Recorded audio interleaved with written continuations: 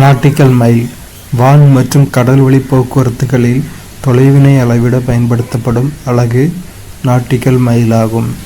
ஒரு nautical mile என்பது 1.852 kilometre ஆகும்.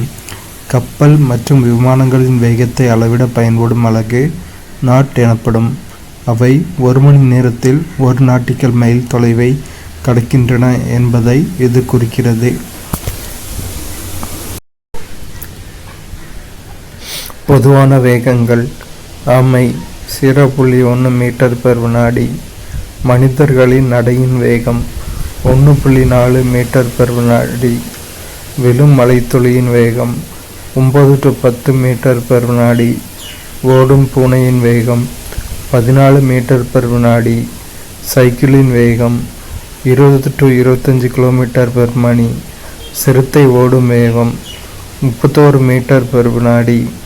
வேகப்பந்து வீச்சாளர்கள் பந்தினை எறியும் வேகம் 90 to 100 மைல் பெர் மணி. பயணிகள் விமானத்தின் வேகம் 180 மீட்டர் பெர் வினாடி. ராக்கெட்டின் வேகம் 5600 மீட்டர் பெர் வினாடி. சிறுத்தை மிக வேகமாக ஓடக்கூடிய விலங்கு. அது 25 மீட்டர் பெர் வினாடி முதல் 30 மீட்டர் பெர் வினாடி வரை ஆகும். சிறுத்தையால் 2 வினாடியில் அதன் வேகத்தினை 0 20 மீட்டர் பெர் வினாடியாக மாற்றிக்கொள்ள முடியும். சிறுத்தையின் முடுக்கம் வியப்பாக உள்ளது.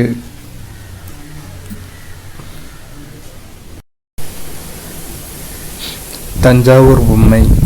இது தஞ்சாவூரில் களிமண்ணால் செய்யப்படும் பழமை வாய்ந்த பாரம்பரிய பொம்மையாகும்.